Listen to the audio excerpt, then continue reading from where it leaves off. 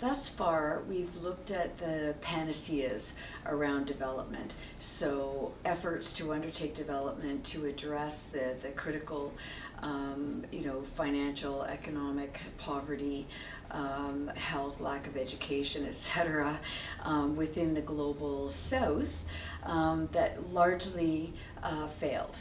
Okay. Now, organizations led by the United Nations have identified a series of development goals, and other organizations are trying to streamline their efforts along the lines of the Sustainable Development Goals through the United Nations. But before we jump into, again, looking at some of the limitations of sport for development, really in terms of this notion of the colonial perspective or neo-colonial perspective, essentially looking at, people from the global south, that's, these developed countries, are we continuing to impose our values, beliefs, customs on societies that have their own? And of course this has been going on for hundreds of years, so we're going to step back in time a little bit and look at how the European countries essentially exploited the resources.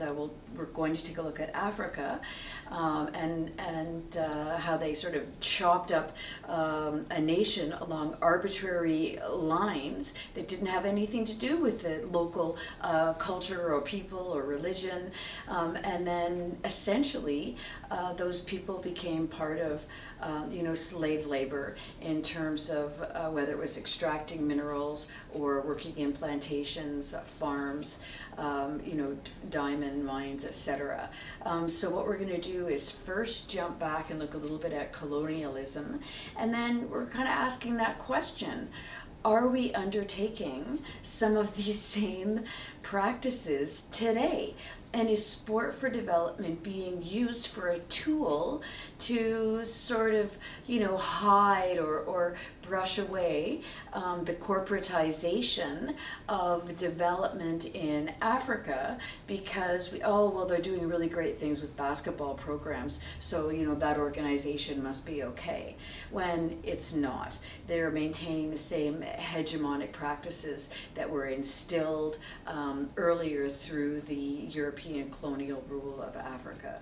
When considering the colonial past, so we're talking the 1800s earlier, so British countries in Britain, so we've got Britain, France, Portugal, Belgium, Germany, essentially sought to exploit the resources available in the global south, whether that was in Africa or in South America, and even certainly Canada. I mean, we're a part of that Commonwealth of Nations by Britain, but we're living with that story today of the cultural appropriation and the hegemonic practices and residential schools that were used here in Canada to subjugate the local individuals and exploit them, right? So that's essentially what we're looking at here. But the question is, how did they do that without any impunity whatsoever, to essentially walk into these countries and essentially take over? So essentially they identified sort of self-appointed leaders that might have been local leaders within those countries. They acted essentially using violence as a means to control the masses. So when we see earlier pictures of colonialization within the context of Africa, we see, men in uniform who are essentially armies who are used to subjugate the local people within those countries. Essentially, the goal was to control the population and ensure that those colonial powers would persist. So they maintained that militaristic rule to ensure that they maintained power. And essentially, the purpose of this was to exploit these countries and these peoples for their raw resources. So that would have been minerals, diamonds, and slavery.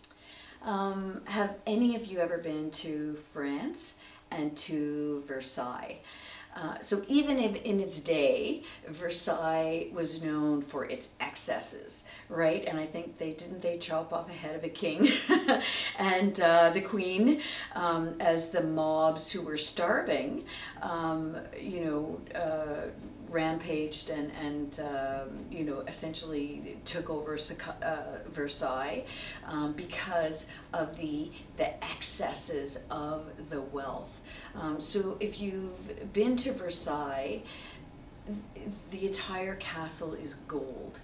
I mean, there's gold virtually everywhere, and the diamonds and the jewels, and there's a hall of mirrors, and we'll put a picture in so you can take a look. But where did all of these resources come to facilitate this unbelievable excess by the leaders of European countries when their own people were starving?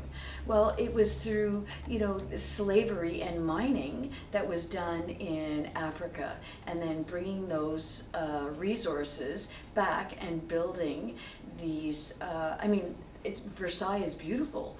I think no one would say that it wasn't. But when you think about the background and the history and the excesses and the pain and suffering that went into creating a building like Versailles or the Louvre, the other palaces throughout Europe, that essentially were made from slave labor by extorting these resources.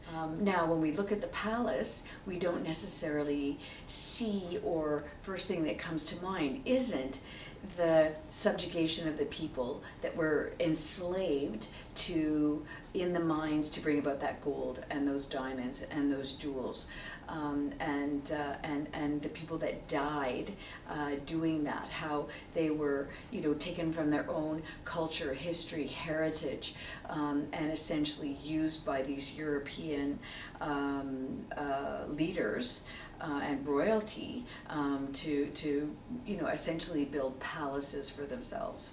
Today, we have scholars that are looking at sport for development and asking that really critical question about whether or not we are continuing to subjugate people within Africa through a new corporatization by organizations. We look at Nike and the manufacturers of clothing certainly has been brought to light. But are we continuing these practices today, and are they in some way, shape, or form being made to be more acceptable because these corporations are sponsoring sport? Are they sponsoring sport for development programs to enhance their image? So maybe we won't look a little bit deeper at the workplace practices in their factories.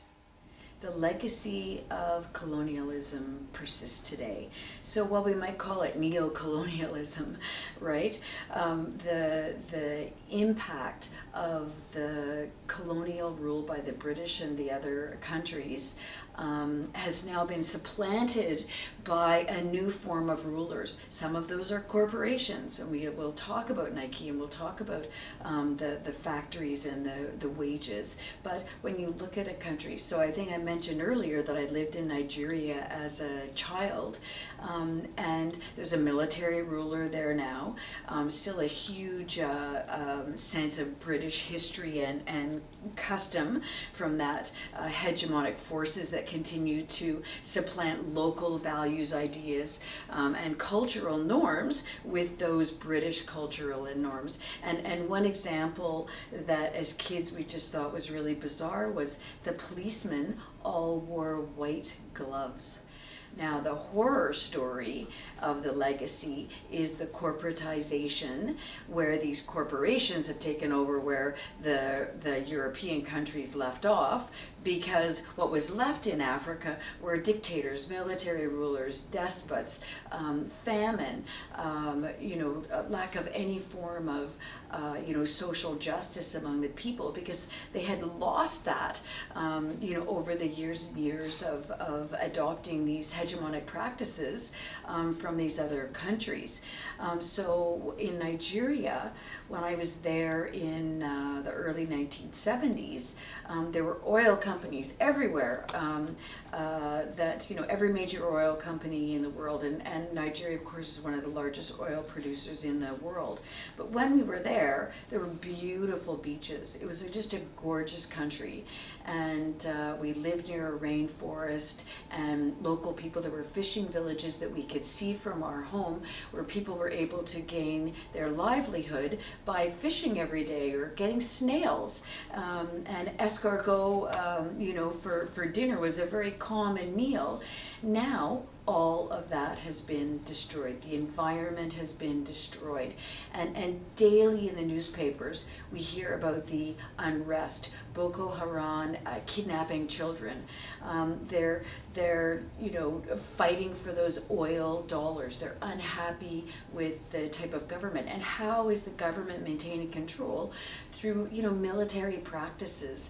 So, when we look back, and again, it's these corporations. Why are Shell and Mobil and British Petroleum and Exxon, how much money are they pumping back into those economies to actually help those people?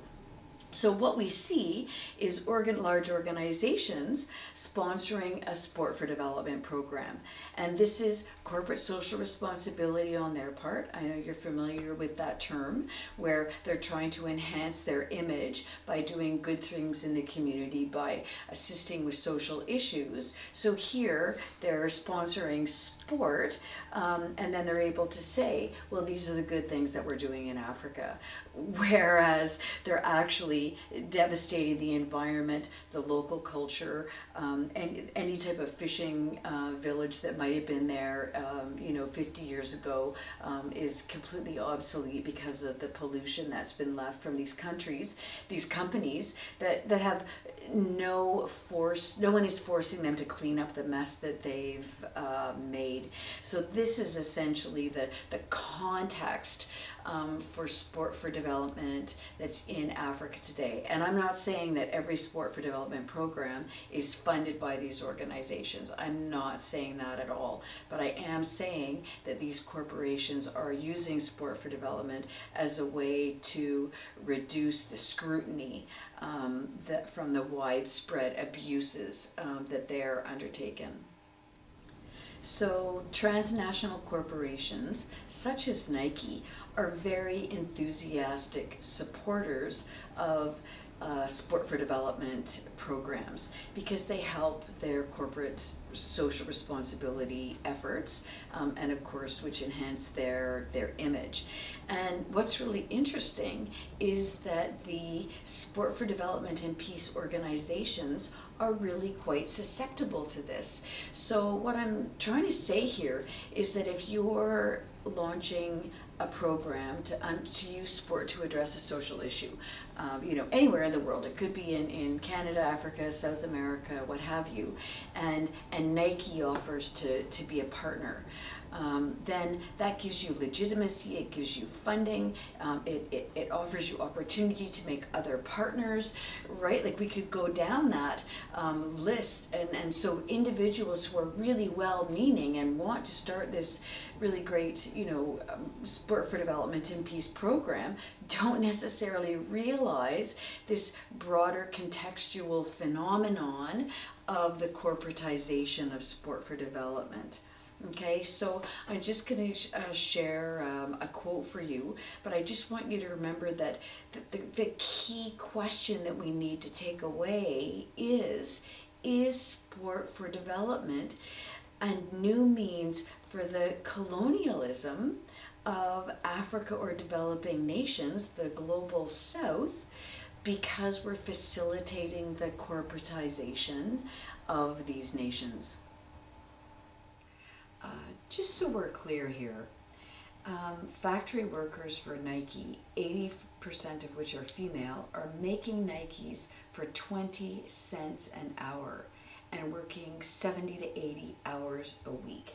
So Nike can generate enough profit to pay Colin Kaepernick millions to speak out against oppression and injustice. Just think about the irony of that. So how did this happen? What are the facilitators that have enabled corporations to continue these colonialist practices, and in some cases using sport for development as CSR?